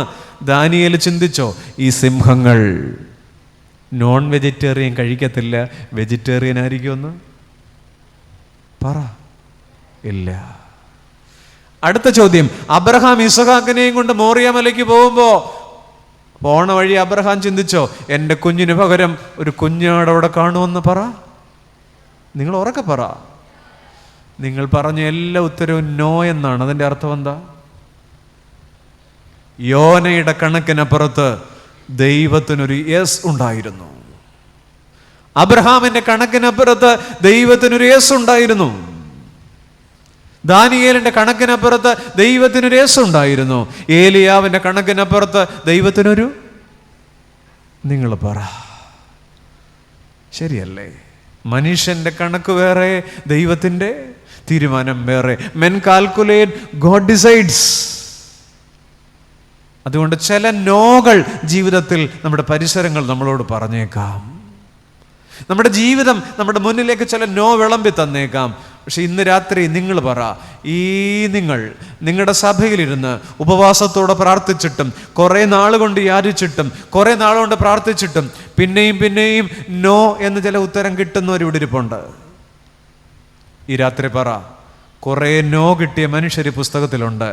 അവർക്ക് വേണ്ടി ദൈവം മറ്റൊരു യെസ്, വിശ്വാസത്തോടെ പറ, മറ്റൊരു ദൈവം എനിക്ക് വേണ്ടി മറ്റൊരു യെസ് ഒരുക്കും. നമ്മുടെ നോയ്ക്കപ്പുറം ഞാൻ ചോദിക്കട്ടെ, അബ്രഹാമാണോ അബ്രഹാം ഇസഹാക്കും കൂടെ പോയില്ലേ ഉൽപ്പത്തി 22 ഇസഹാക്കാണോ ആ ഇസഹാക്കിന് പകരമുള്ള ആടാണോ ആദ്യം മോറിയായിൽ ചെന്നത്? ഒരു പ്രതീക്ഷയും എനിക്കില്ല ഉത്തരം കിട്ടുമെന്നെങ്കിലും ചോദിക്കുക. ഇസഹാക്കാണോ ആടാണോ ആദ്യം ചെന്നത്? ഉറക്കെ പറ. എന്തുകൊണ്ടാണ് നിങ്ങൾ ആട് എന്ന് പറഞ്ഞത്? അവിടെ ചെല്ലുമ്പോൾ അതിനെ കണ്ടു, അതുകൊണ്ടല്ല നിങ്ങൾ പറയേണ്ടത്. ഇസഹാക്ക് നടന്നു തുടങ്ങിയിട്ട്, അപ്പനും മോനൂടെ ചങ്കു പറഞ്ഞ് നടന്നു തുടങ്ങിയിട്ട് എത്ര ദിവസമായെന്നറിയാമോ? 3 ദിവസം. 3-ാം ദിവസമാണ് മോറിയ കണ്ടത്. കണ്ണീരൊഴുകിത്തുടങ്ങിയിട്ട് 3 ദിനം. ആ മുകളിൽ ഹോമയാഗമാകേണ്ട ഒരു ആടുണ്ട്. ഹോമയാഗമാകേണ്ട ആടിൻ്റെ പ്രായം എത്രയായിരിക്കുമെന്ന് ഉൽപ്പത്തി 22 15 ഹോമയാഗത്തിനുള്ള ആടിൻ്റെ പ്രായം 3 വയസ്സ്. പെസഹ കുഞ്ഞാടാകേണ്ട ആടിൻ്റെ പ്രായം 1 വയസ്സ്. അങ്ങനെയെങ്കിൽ ഈ മകന് പകരം ഹോമയാഗമാകേണ്ട ആടിന് എത്ര വയസ്സുണ്ട്? പറയൂന്നേ, എത്ര വയസ്സുണ്ട്? നിങ്ങളോട് എനിക്കൊന്നും തോന്നുന്നില്ല, പറഞ്ഞേ. 3 വയസ്സ്. അതിൻ്റെ അർത്ഥം എന്താ? 3 ദിവസം പഴക്കമുള്ള ഒരപ്പൻ്റെ സങ്കടത്തിന് വേണ്ടി 3 വർഷം മുന്നമേ ഉത്തരം തയ്യാറാ. പക്ഷെ ആ നിമിഷം വരെ അത് അപ്പൻ അറിഞ്ഞൂടാ. എൻ്റെ പ്രിയപ്പെട്ട ചങ്ങാതിമാരെ, നമ്മൾ ഉരുകുന്ന, നമ്മൾ കരയുന്ന, നമ്മൾ കണ്ണീർ വാർക്കുന്ന, നമ്മൾ വല്ലാതെ സങ്കടപ്പെടുന്ന നമ്മുടെ നെടുവീർപ്പുകളുള്ള ഒത്തിരി ചോദ്യങ്ങളുണ്ടല്ലോ. ഈ ചോദ്യങ്ങൾക്കെല്ലാം മുന്നമേ ഉത്തരമുണ്ട്. പക്ഷെ നമുക്കിപ്പോഴും അറിഞ്ഞൂടാ ഉത്തരം എന്താണെന്ന്. അവസാന നിമിഷം വരെ ദൈവം നമ്മളെ കൊണ്ടുപോയേക്കാം. ഞാൻ വീണ്ടും കൃപയിൽ നിറഞ്ഞുത്തരം പറയട്ടെ. 3 ദിവസം പഴക്കമുള്ള കണ്ണീരിനു വേണ്ടി 3 വർഷം മുന്നമേ എവിടെയുണ്ട് ഉത്തരം? അങ്ങനെയാണെങ്കിൽ ഇവിടെ ഇരുന്ന് ചങ്കോട് കൈവച്ച് പറ, കുഞ്ഞേ, സുഹൃത്തെ, ചങ്ങാതി, നിന്നെയും എന്നെയും ഈ സമയത്ത് അലട്ടുന്ന വേദനയുണ്ടല്ലോ, നമ്മുടെ അടുത്തിരിക്കുന്നവർക്ക് പോലും അറിയാത്ത ഭാരമുണ്ടല്ലോ, നാം ഉരുകുന്ന ഈ സമയത്തെ കണ്ണീർ കടലുണ്ടല്ലോ. എൻ്റെ ദൈവത്തിന് എന്നെക്കുറിച്ച് മറ്റൊരു യേസുണ്ട്. കരങ്ങൾ ഉയർത്തി ഒരു യേസു പറ. ദൈവത്തിന് എന്നെക്കുറിച്ച് മറ്റൊരു യേസുണ്ട്. ഞാൻ ഒരു വാക്ക് പറയാം, നിങ്ങൾ ഹൃദയത്തിൽ മാത്രം എഴുതണം. നിരന്തരമായിട്ട് നമ്മൾ പ്രാർത്ഥിക്കുന്നുണ്ടാവും. പ്രാർത്ഥന തടസ്സങ്ങളെ മാറ്റും, നിശ്ചയങ്ങളെ മാറ്റില്ല. മനസ്സിലാകുന്നുണ്ടോ? പ്രാർത്ഥന തടസ്സങ്ങളെ മാറ്റും, നിശ്ചയങ്ങളെ അത് മനസ്സിലാക്കിക്കോണം. ചില കാര്യങ്ങൾക്ക് നമ്മൾ 20 വർഷം പ്രാർത്ഥിച്ചാലും ഉത്തരമില്ലാത്ത എന്താ? അത് നിശ്ചയമാണ്, ഡിസിഷനാണ്. അത് മാറത്തില്ല. അതിനോട് യേശു പറയുക. എന്നാൽ ചില കാര്യങ്ങൾ നമ്മൾ കുറേ പ്രാർത്ഥിച്ചു കഴിയുമ്പോൾ മാറും, അത് തടസ്സമാണ്. പക്ഷെ ഇത് തടസ്സമാണോ? ഇപ്പം സഹോദരി, നീ അനുഭവിക്കുന്ന സങ്കടം തടസ്സമാണോ നിശ്ചയമാണോ എന്നറിയാൻ നമ്മുടെ മാനുഷിക ബുദ്ധിക്ക് കഴിവില്ല. എത്ര പേർക്ക് മനസ്സിലായി? നമ്മുടെ മാനുഷിക ബുദ്ധിക്ക് തടസ്സമാണോ നിശ്ചയമാണോ എന്നറിയില്ല. പക്ഷെ പ്രാർത്ഥിച്ചിരിക്കുക. ഒരു മനുഷ്യൻ ഒരു പാറ പൊട്ടിക്കുകയാണ് കൂടം കൊണ്ട്.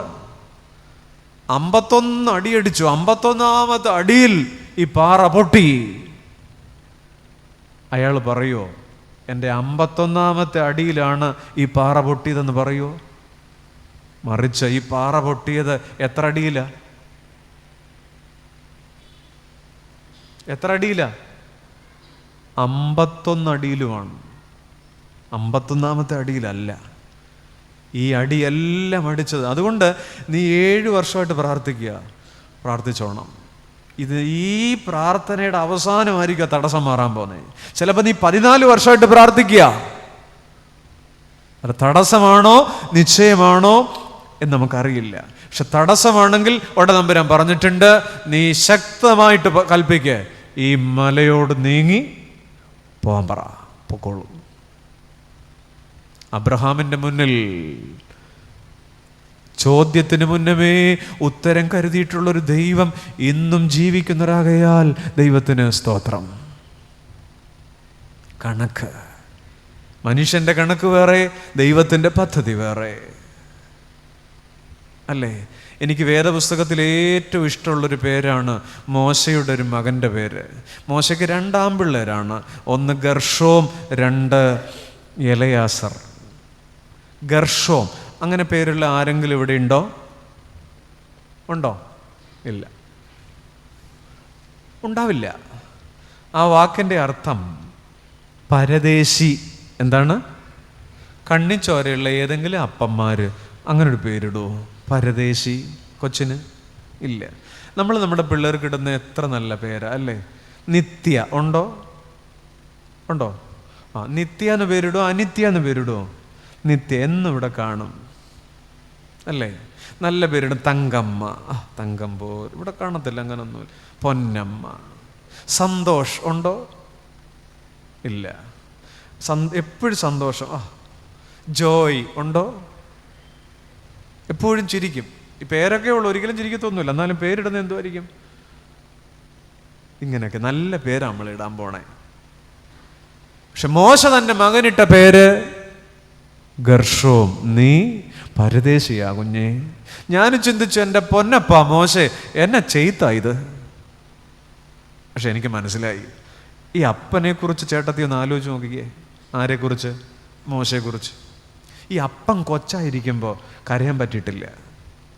പറന്നു വീണ കുഞ്ഞിന് കരയാൻ പറ്റിയിട്ടില്ലെങ്കിലോ? കരഞ്ഞ അമ്മ വാപത്തി പിടിക്കും.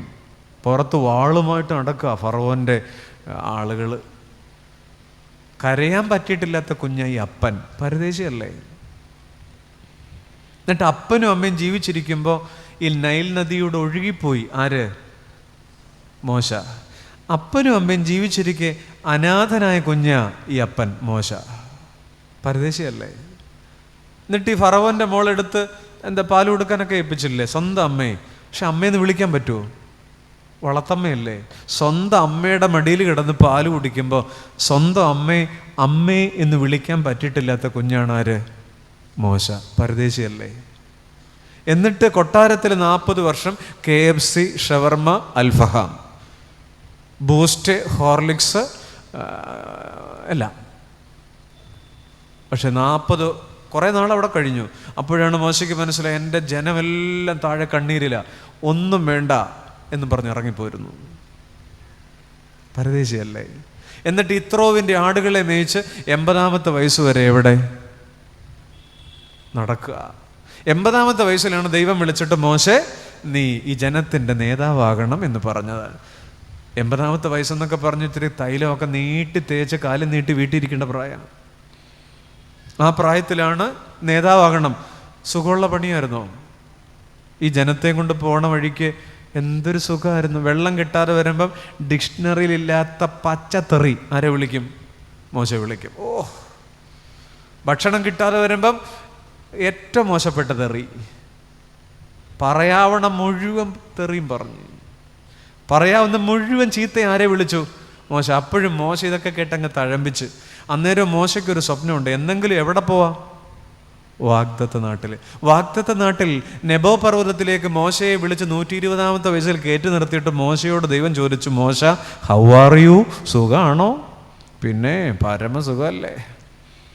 കണ്ണുമങ്ങാത്ത മോശ, ദേഹബലം ക്ഷയിക്കാത്ത മോശയോട് ചോദിച്ചു, ദൈവം ചോദിച്ചു, കുഞ്ഞേ ആ താഴ്വരയിലേക്ക് നോക്കിക്കുക, എന്നെ കാണുന്നേ? കണ്ടത് മുഴുവൻ പൂത്തുവിളഞ്ഞ് ഗോതമ്പ പാടങ്ങൾ, സ്വർണ്ണവർണ്ണമണിഞ്ഞ യവപ്പാടങ്ങൾ അങ്ങകലെ, വയലറ്റ് പട്ടുപുതച്ചതുപോലെ മുന്തിരി പഴുത്ത പൂത്ത പാടങ്ങൾ.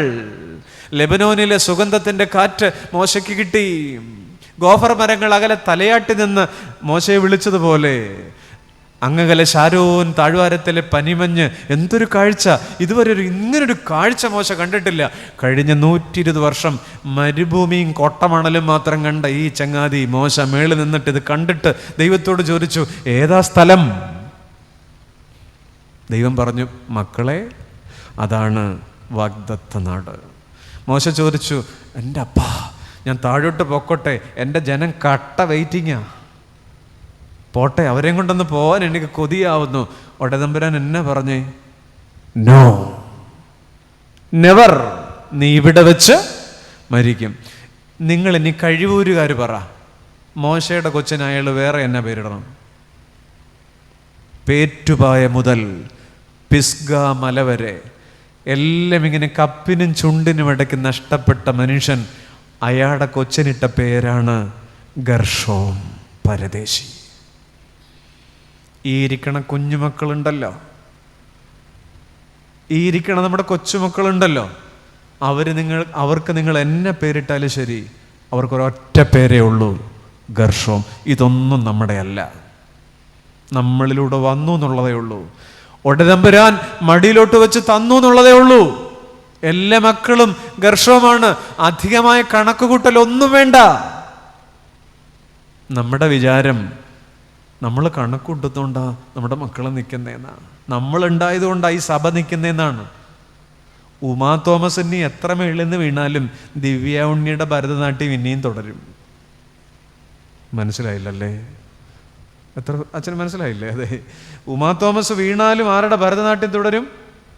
അത്രയേ ഉള്ളൂ. നീ ആരായാലും, നീ ഏത് MLA ആയാലും MP ആയാലും ആരായാലും, നീ വിചാരിക്കുന്നോലെന്നല്ല ഈ ലോകം പിന്നെയും കറങ്ങിക്കൊണ്ടിരിക്കും. The show must gone.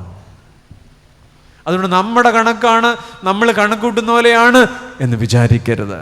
അതുകൊണ്ടാണ് മോശ ഒരേ ഒരു സങ്കീർത്തനം എഴുതിയിട്ടുള്ളൂ. ഏത്? 90. അതിനകത്ത് അദ്ദേഹം എഴുതി, എൻ പ്രയാണകാലം 4 വിരൽ നീളം ആയതിൻ പ്രതാപം കഷ്ടത മാത്രം. എന്താ? എൻ പ്രയാണകാലം 4 വിരൽ നീളം ആയതിൻ പ്രതാപം കഷ്ടത മാത്രം. ഞാൻ പറന്നു വേഗം പ്രിയനോടു ചേരും, വിൺമഹിമ പ്രാപിച്ചെന്നും വിശ്രമിച്ചിടും, എന്നും വിശ്രമിച്ചിടും. അല്പകാലം മാത്രം ഈ ഭൂവിലെ വാസം സ്വർപ്പുരമ. ഇന്നലെ രാത്രി 11:45 ഞാൻ എഴുതിയ പാട്ടല്ലത്, പഴയ പാട്ടാ. പാടിക്കേ. അല്പകാലം മാത്രം ഈ ഭൂവിലെ വാസം സ്വർപ്പുരമാണെൻ്റെ നിത്യമാം വീട്, എൻ്റെ നിത്യമാം വീട് എന്ന് പറഞ്ഞാൽ ഒരേ ഒരു സങ്കീർത്തനം മാത്രം ചമച്ച മകന് ഗർഷോം എന്ന് പേരിട്ടൊരു മോശയുണ്ട്. പടിഞ്ഞാറ് മാസഡോണിയ മുതൽ കിഴക്ക് സിന്ധു നദീതടം വരെ വെട്ടിപ്പിടിച്ച അലക്സാണ്ടർ ചക്രവർത്തി കടന്നു പോകുമ്പോൾ 32 വയസ്സേ ഉള്ളൂ. അവസാനമായി പറഞ്ഞുകൊണ്ടേയിരുന്നു, എല്ലാം വെറുതെയായിരുന്നു, എല്ലാം വെറുതെയായിരുന്നു. ഒരു മലമ്പനിയിൽ കാലയവനികയ്ക്കപ്പുറത്തേക്ക് അയാൾ കടന്നുപോയി. പ്രിയപ്പെട്ടവരെ, ഈ രാത്രി ഒരു കാര്യം കൂടെ പറഞ്ഞ് ഞാൻ അവസാനിപ്പിക്കാം. കണക്ക് നമ്മുടേതല്ല. ആഴത്തിൽ വലയെറിഞ്ഞിട്ട് വെളുപ്പിനൊരു നെത്തോലി പോലും കിട്ടാതെ നമ്മുടെ പത്രോസും ചങ്ങാതിമാരും ദേ വരുന്നു. ആരോ പറഞ്ഞതുപോലെ ദേ വരുന്നു നമ്മുടെ മോൻ. അപ്പൊ കരയ്ക്ക് നിന്നിട്ട് കാല് നനയാതെ ഒരാൾ നിൽക്കുന്നുണ്ട്. പത്രോസേ, വല്ലം കൂട്ടാനുണ്ടടാ. അപ്പൊ എന്നെ പറഞ്ഞു, ഒന്നും കിട്ടിയില്ല. അപ്പൊ കരയ്ക്ക് നിൽക്കണ ആള് പറഞ്ഞു, ഒരു മൂടൽമഞ്ഞിന്റെ ആവരണമുണ്ട് ഇടയ്ക്ക്, ആരാന്ന് അങ്ങോട്ട് പിടി കിട്ടുന്നില്ല. കരയ്ക്ക് നിൽക്കണ ആള് പറഞ്ഞു, പത്രോസേ, വല എവിടെ വീശാൻ? പടകിൻ്റെ വലത്തുഭാഗത്ത്. പത്രോസ് വീശിയോ? വീശി. മീൻ കിട്ടിയോ? എത്ര മീൻ കിട്ടിയെന്ന് വരെ പറയുന്നുണ്ട്. 153. നിങ്ങളാണേ വീശുമായിരുന്നോ? വലയുടെ കാര്യമാണ്. വീശുമായിരുന്നോ?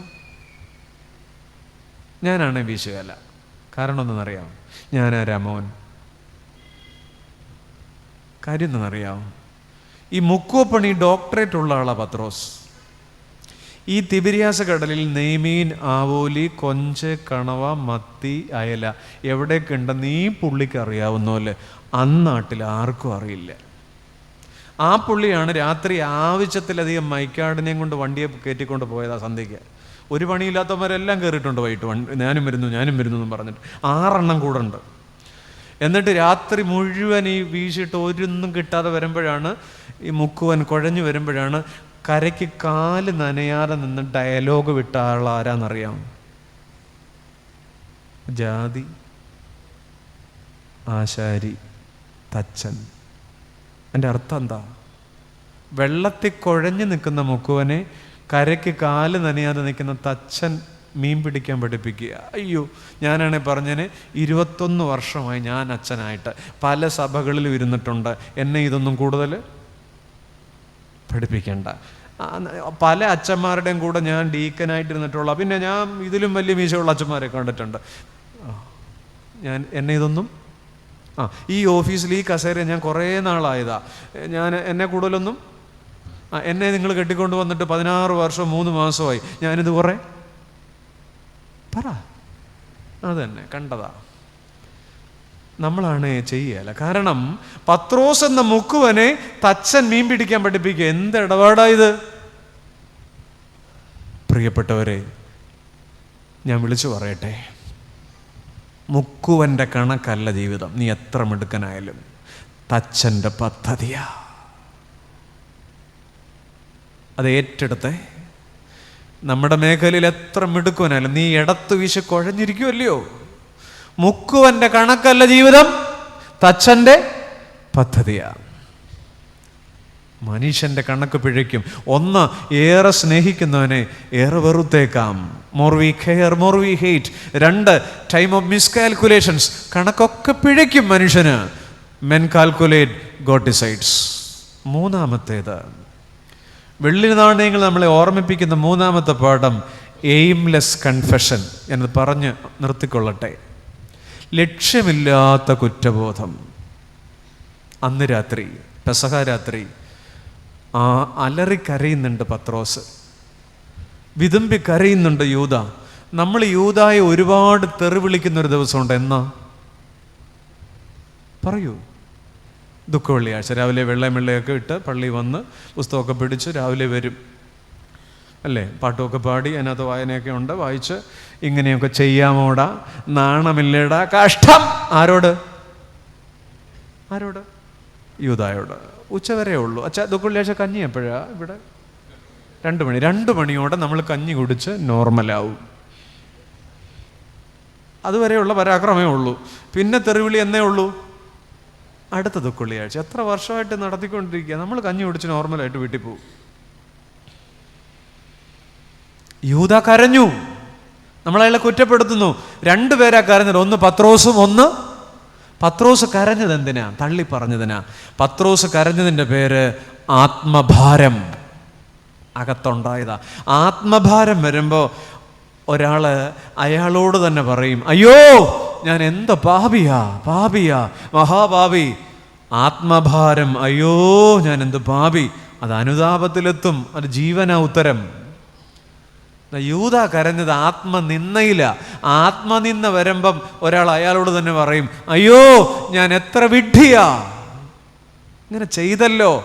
ആത്മനിന്ദ ആത്മഹത്യയിലെത്തും. ഈ കണ്ണുനീര് 2 ടൈപ്പാ. ആത്മഭാരം അനുതാപത്തിലേക്കും ആത്മനിന്ദ ആത്മഹത്യയിലേക്കും. 2 കണ്ണുനീരാണ്. ഒരിടത്ത് അയ്യോ ഞാൻ എത്ര പാപി. ഉള്ളിൽ ആത്മഭാരമുള്ള മനുഷ്യൻ അങ്ങനെയാ. ഉള്ളിൽ ആത്മനിന്ദ ഉള്ളവർ അവനവനോട് തന്നെ വഴക്കൂടിയിട്ട് പോയി മരിക്കും, ആത്മഹത്യ ചെയ്യും. യൂദായുടെ കുംഭസാരം തെറ്റിപ്പോയി. അയാൾ രാത്രി പാതിരാ കുംഭസാരത്തിന് പോയി. മഹാപുരോഹിതന്മാരുടെ വാതിൽക്കൽ ചെന്ന് ആഞ്ഞുമുട്ടി. ഒരു വാതിൽ തുറന്നു. ഉറക്കച്ചടവോടെ, എന്നാ വേണം? കാശെടുത്തോ, എൻ്റെ കയ്യിൽ നിന്ന് പൊള്ളുക. പൊക്കോണം. വാതിലടച്ചവർ ആ കാശ് വന്ന വഴിക്ക് ഭണ്ഡാരത്തിൻ്റെ മൂട്ടിലോട്ടിട്ടു. ഭ്രാന്തനെ പോലെ അയാൾ പോയി. ആ കാശ് കൊണ്ട് ആ സഭക്കാരുടെ സ്ഥലം മേടിച്ചു. ഏതാ സ്ഥലം? ആ സ്ഥലത്തിൻ്റെ പേര് പറയുമോ? രക്തനിലം. ശരിയാണ്, പക്ഷെ ആ മേടിച്ചപ്പോൾ സ്ഥലത്തിൻ്റെ പേര് വേറൊന്നാ. ആരോ പറയുന്നുണ്ടല്ലോ, ഉറക്കെ പറ. അക്കൽ ദാമ, അതുമല്ല, വേറൊരു പേരുണ്ട്. വാങ്ങിച്ചപ്പോൾ സ്ഥലത്തിൻ്റെ പേര് കുശവൻ്റെ പറമ്പ്. എന്താണ് അത്? പിന്നെ എൻ്റെ പേരെന്താ? കുശവൻ്റെ പറമ്പെന്ന് പറഞ്ഞ അർത്ഥം അറിയാം. ഈ പ്രപഞ്ചത്തിൽ മണ്ണിൻ്റെ സൗന്ദര്യം ഏറ്റവും കൂടുതൽ അറിയാവുന്നത് 3 പേർക്കാ: കർഷകന്, ശില്പിക്ക്, കുശവന്. അങ്ങനെയെങ്കിൽ കുശവൻ്റെ മണ്ണ് നല്ല ഒന്നാന്തരം മണ്ണാണ്. മണ്ണിൻ്റെ സാധ്യത മുഴുവൻ അറിയാം കുശവന്. എത്ര നല്ല മണ്ണായിരുന്നു അത്! രക്തം മണക്കുന്ന രക്തനിലമായത് എങ്ങനെയാണെന്നറിയാം? ദൈവാധീനമില്ലാത്ത ധനം കൊണ്ട് വാങ്ങിച്ചോണ്ടാണ്. ഇത് നമ്മളോട് പറയുകയാണ്, കുഞ്ഞേ, നിൻ്റെ കയ്യിൽ എത്ര വിലപിടിപ്പുള്ള പൊന്നോ പണമോ പണ്ടമോ വണ്ടിയോ പൊന്നോ എന്നാ ഉണ്ടായാലും, മണ്ണോ എന്തോ ഉണ്ടായാലും, ആരുടെയെങ്കിലും കണ്ണീര് വീണതോ ആരുടെയെങ്കിലും നെടുവീർപ്പുള്ളതോ ദൈവാധീനമില്ലാത്ത ധനമോ അതിൻ്റെ പിന്നിലുണ്ടെങ്കിൽ നിനക്കും ഭാര്യയ്ക്കും വലിയ കുഴപ്പമില്ലാതെ പോവും. എഴുതി വെച്ചോണം, നമ്മുടെ കൊച്ചുങ്ങൾക്കല്ലേ കൊച്ചുമക്കൾക്ക് അത് രക്തനിലമായിരിക്കും. ഈ രാത്രി ശക്തമായിട്ട് എഴുതി വെച്ചോണം. ഒരു തലമുറ കഴിയുമ്പോൾ പല തറവാട് മുടിഞ്ഞു കിടക്കുന്നതിൻ്റെ കാരണം ഒറ്റ വാക്കാ: സുഹൃതക്ഷയം. ഇപ്പം നമുക്കും ഭാര്യയ്ക്കും വലിയ കുഴപ്പമില്ലാതെ പോവും. കുശവൻ്റെ പറമ്പായിട്ട് തന്നെ ഫീൽ ചെയ്യും. നമ്മുടെ കൊച്ചുമക്കൾക്ക് യോഗം കാണുകയല്ല. ഉദാഹരണങ്ങൾ ഒത്തിരി പറയാനുണ്ട്, സമയമില്ലാത്തതുകൊണ്ട് ഞാൻ പറയുന്നില്ല. കുശവൻ്റെ പറമ്പിൽ നിന്ന് രക്തനിലത്തിലേക്കുള്ള ദൂരത്തിൻ്റെ പേരതാ. സത്യമായി മനസ്സിലാക്കണേ. ഒരു കാര്യം കൂടെ പറഞ്ഞ് ഞാൻ അവസാനിപ്പിക്കുന്നു. അയാൾ ഭ്രാന്തനെ പോലെ ആ താഴ്വാരത്തിലേക്ക് പോവുകയാണ്. ഒരു മുഴം കയറിൽ തൂങ്ങിയാടുന്നു, കയറ് പൊട്ടുന്നു, തലകീഴായി വീഴുന്നു, നെടുകെ പിളർന്നു, കുടലല്ല. അപ്പോസ്തല പ്രവൃത്തി 1:18. കുടലല്ല, ആദ്യമായിട്ട് കേൾക്കുക, കുടലല്ല തെറിച്ചുപോയി എന്നാണ്. തുറിച്ചെന്നൊരു മലയാളം തെറ്റിയിട്ടാണ് പ്രിന്റ് ചെയ്തിരിക്കുന്നത് നിങ്ങളുടെ ബൈബിളിൽ. കുടലൊക്കെ തെറിച്ചൊക്കെ പോയി. അതിൻ്റെ അർത്ഥം എന്താ? ഒരടക്കം കിട്ടിയില്ലെന്നുള്ളതാണ്. കാൽവറിയുടെ മുകളിൽ രക്ഷാകരമായ ബലി നടക്കുമ്പോൾ താഴെ അരുമ ശിഷ്യൻ്റെ മൃതശരീരം കഴുകൻ കൊത്തിപ്പെറുക്കുക. കുടലെന്ന് പറഞ്ഞാൽ കുടല. കാരണം അപ്പോസ്തല പ്രവൃത്തി എഴുതിയത് ആരാ? സൺഡേ സ്കൂൾ അധ്യാപകർ പറ, ആരാ അപ്പോസ്തല പ്രവൃത്തി എഴുതിയത്? ഗായക സംഘക്കാർ പറ. ഈ അച്ഛൻ ഇതുവരെ ക്രിമിയടിയൊന്നും ഇല്ലായിരുന്നു, ഇപ്പോഴായി തുടങ്ങിയത്. ആരാ? ലൂക്കോസ് ആരാ?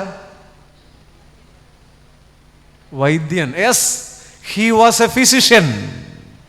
അങ്ങനെയെങ്കിൽ ഒരു പോസ്റ്റ്മോർട്ടം റിപ്പോർട്ടാ. നെടുകെ പിളർന്ന് കുടലല്ല, അത് അനാട്ടമിക്കൽ റിപ്പോർട്ട്, അനാലിസിസാ.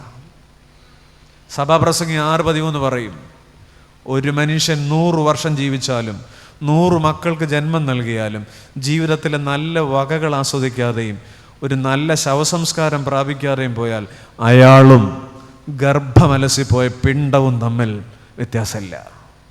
ഒരു നല്ല അടക്കം കിട്ടുക, ഗ്ലോറിയസ് ബിഗിനിങ്, ട്രാജിക് ഫിനിഷിങ്. സ്നേഹമുള്ളവരെ, അവസാനിപ്പിക്കട്ടെ. വെള്ളി നാണയങ്ങൾക്ക് 3 അപകടങ്ങളാ. 1, ഏറെ സ്നേഹിക്കുന്നതിനെ ഏറെ വെറുത്തേക്കാം. More we care, more we hate.